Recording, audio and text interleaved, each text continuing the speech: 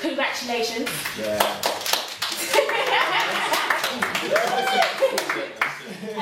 Thank you guys for coming today and participating with us. It's a huge thing. Like, me and Kelly have worked so hard to get to this position now. Like, I mean, incredible. Like, I'm gonna go down the line. Beautiful Crisis had me in tears. Track number 30. She's your biggest fan, by the way, so you owe her a hug. Out there, innit? And Poirot owes me a hug. He said he was going to give me one, he hasn't given me one yet. See, that should have been greeting the hug. Yeah, for real. So, yeah, you actually had me in tears in that track, yeah. That's one of my favourite tracks. Like, your album is just, demo is wicked. I love it. Much appreciated. Pyro, you got me busting some little skanks to your beats, like me and Kelly are there harmonising to the tune, like we can make some little club and everything, man. Your track is wonderful. That's a good one. And especially Dream. Yeah, thank you very much. I think that's one of your best tracks. We love it. Samuel, Yeah. you're lyrically, when I mean with you, like your audition, you had me crying. There you go. I had to go in the office. I had to go in the office, yeah. You put your the lyrics that you put out on your tracks are just wicked. Yeah, thanks. Like, Yeah. you put it all together and you just put it down. Oh, that's what I'm saying. Yeah, it's very good. Yeah, All three of you guys are talented. I mean, really talented, and we just want to say thank you for coming on the track. I know some other people that did audition, but none of them were up to you lot's calibre. So Not at hence all. why you lot are there sitting on your feet. You guys were focused. You guys came to the audition. You banged it out. Yeah, there's my demo. Boom. There are guys that told us that they fell asleep and broke their disc. We had guys taking out their BB phone. Yeah, this is my tune. Yeah. I'm glad you gave me this on camera. Yeah, remember, Alyssa said it. Yeah. all them guys out there that are serious about their music, they need to get their demos and they need to stick to the appointments. No excuses, because you lot are long, you ain't gonna get out the woods, you're gonna stay there on the road. Yeah, so you guys are focused and we appreciate that. Well, today we're gonna obviously introduce ourselves, the three rappers. Sorry, Lauren couldn't make it, she sends her apologies. Like, I'm gonna start with you, Samuel. Oh yeah, my bad about that. It's alright, tell us your name, what you do, how long you've been doing it for. Yeah, obviously you're calling me Samuel, Alyssa's been calling me Samuel, but I go by the name DH really. I'm from around Ilfords or Loxford, whichever one. And I've been rapping for about, I'd say about 4 years now. I started from about 12, but I was just, you know how everyone used to play about then, you know them grind days, it was all that stuff, all that playing about, but I started seriously about a couple of years ago. So yeah, that's pretty much there is about me. Me, I'm Pyro Bars, well known internationally and locally. From East London, like, I've been doing this a while still. Like if you know about Chung family and all that, they had a big like little buzz and all that. So yeah, Adrenaline, I'm on that tune as well. So that was me when I was 18. So like from about then is when I started taking it seriously. Really, that was like, I'm not gonna say how old I am, but that was about 6 years ago. But then I started releasing mixtapes. I've got about 3 mixtapes out now. I'm working on the 4th one. So yeah, that's me basically. Pre-Crisis. I've been doing this since Crazy Titch was out. From on the block days, going on Kiss FM with Nob and Song and that. That was grind days. Like, but I took a long break to do something else that's not for camera. But not like that. But yeah, and I came back. So I say 5 years strong since I've come back. And I've got the MF Music's Future and etc. But I wanted to get this on camera from Brandy. The support is big. Blitz, can you zoom in on that? Yeah, the support, it's love, it's love. But now I'm 5 years strong and we're just here trying to put together this project now. We're gonna make it happen. So you know what the project's about really, it's about anti-knife and gun crime.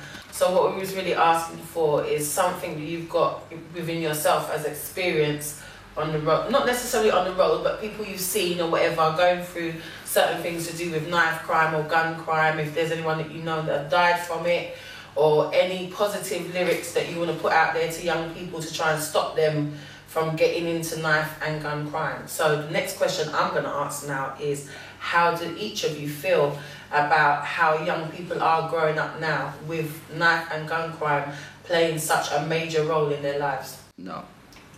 Alright, the way I see it, like people I know, everyone around me, it kind of, I won't say it's inevitable, but it's like it's like everywhere really. Like from school days, we used to have a lot of the older students just carrying them about, like putting them to our necks and stuff, saying that they're joking, but obviously when you're young, you think to yourself, that's not a joke, and then you realise, okay, maybe I need to start carrying one as well, and then you get into one crowd or another. I remember the school I went to, there was people from all different gangs from around our borough, and I guess it's just a thing where when you're young, like when you're like 12, when you first get into secondary school and all that, it's all a hype, but then when you get to like 13, 14, it becomes about the money, and then obviously everyone's out trying to get their money, but because of some of the things they do, you know, karma's gonna come around and hit you one time, so you might just carry something just in case, just to like protect yourself. So obviously it can be things like that. It can be for money, or it can also be for, I don't know, for some people just to impress others. But yeah, it can be for a lot of reasons. That's how I see it anyway. So yeah, that's it. I see it as like we live in a very like media focused time, like everything, like you can't get away from it. The consumption is like at an all-time high, so whether it be films or music, like kids are taking it in more, so like they're seeing these characters on the TV and they're trying to emulate them, but like they're not understanding like that's a person that someone has wrote, like it's not a reality of how the situation is gonna go. So I think that's a lot of that is attributing to them going and picking up knives, thinking they're bad, but they don't really think of the consequences or whatever. They just want to be like, yeah, I'm that guy or whatever. And like you said, with the money as well, like it's a very materialistic time as well. Yeah, no one wants to really work. Like the values that we might have had instilled in us growing up, like they might not have that now, so they might just say, oh, I want that new phone. Like they don't know that this guy's worked hard to get the phone that he wants. He's like, I want that phone, let me just go and rob him. So then they'll carry a knife because of that. And then other guys, like it's a never-ending cycle, because then those guys will think, I need to carry a knife as well to protect myself from someone who will do something, and then it just like it will never end good. So I just think it's like it's a very sad time for right now. I don't know how it's gonna change, but like I think it's a very big problem right now, definitely. I'd say personally, it's a law of attraction. Like you get back what you put out, sort of thing. And as far as picking up knives and guns, there's only one sort of outcome of it, whether it be jail time or death. You see what I'm trying to say? That you hurt a lot of people. You don't even hurt the person you're harming. You see what I'm trying to say? Because half of you that do whatever you do with the knives and the guns and you go to jail, you actually hurt family members, people that looked at you and thought you would. Because half of you don't come into your own environment, your household, and behave how you act on road when you've got the knife and the gun in you. So sometimes your parents are oblivious to all of the things they hear about you, or they will hear about you. You see what I'm trying to say? You got to just, best way is just be who you really are. Like, don't do it for an impression or rep or none of that. Like Pyro said about the movies, like some people watch this footage and think, oh, he's a fine one to talk, I've heard his music before and he's had certain tracks on that subject. But what you fail to understand is there's a difference from reality and entertainment. There's reality and there's entertainment. I was entertaining, but talking about reality. You see what I'm trying to say? And half you have to really watch these movies and listen to this music and just know that's entertainment. The reality of it is your life can be lost from your consequences and what you do from what you see and what you hear and you react on, sort of thing. That's all I want to say. So I'm definitely on doing this track, because if it don't change everyone, it's going to change someone that can change someone that can change someone. Definitely. Can I just ask, if there was one thing that you could all say to any young man or any young lady that wants to get involved in a gang, what would it be? No, I would say you might think it's all good now, but in the future, you might think it's all a joke and that, but in the future you're gonna realise it's no joke, so you don't want to get involved in it, trust me. There's a lot of hype now, but when you grow up you're gonna realise that's all it is, it's just hype. There's a lot more to life than guns, knives, gangs and all that stuff. So yeah. I would say everything you're risking is not worth the reward you think you're gonna get. Like, I don't, like, in very little cases or any, there's a positive outcome from being in a gang or anything.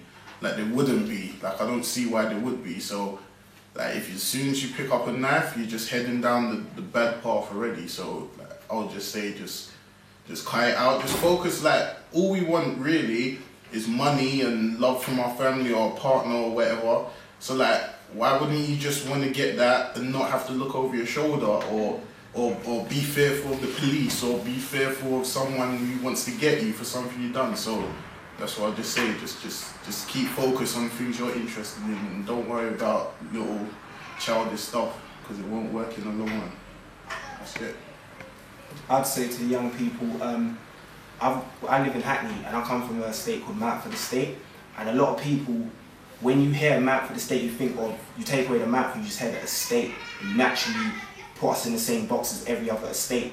But what we've done as an estate is, and I can say to young people, you can be part of a gang, but all for positive. It's like Mountford Estate, we're actually not a gang, we're actually a movement where a girl on the stage, she can sing, you'll be a singer. You design, you draw, you do the designs and logos. You've got studio time, we're gonna come use your studio. And Mountford has now become a big movement to where when people look at us on YouTube, it's actually, everything's home-based, it's actually an estate. So we're a gang, but for the right reasons. If you know, I won't say the word gang, we're a movement for the right reasons. So you could become that. You don't have to be around the people in your state and portray this bad, this gangster sort of person. That it could all be for the positive. That's all I'm saying to the youth.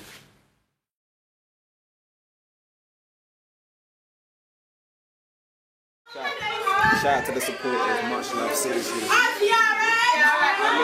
As you see, they're young as well. We're touching the youth, so this track might even benefit us as well because we're touching the youth. So it all starts from somewhere. If we're touching kids like this and they're giving us posters like this, you see what I'm trying to say? Like, trust me, it'll benefit. No, I think they push us.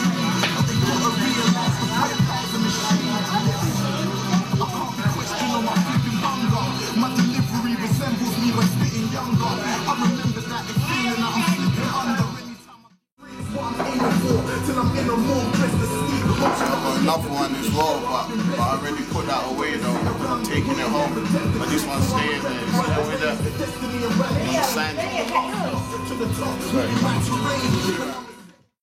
Sorry. Pyro Bars, Eating Crisp. They were signing the posters before.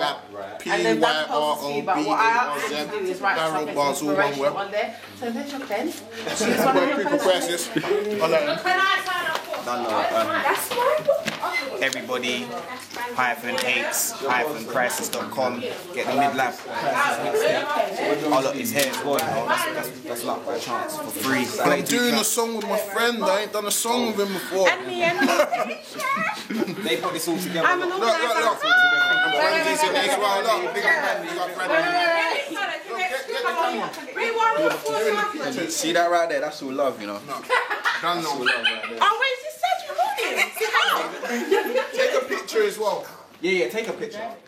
How dare you, man? Look, feel like my mum. Oh, Jake. What did you say? I was laughing at what I was doing. I wasn't laughing at what you were doing. I was laughing at what I was doing. No. You never saw what I was doing. No. What was she doing? She loved them. And then she begged all the time. Fine sausage. Why?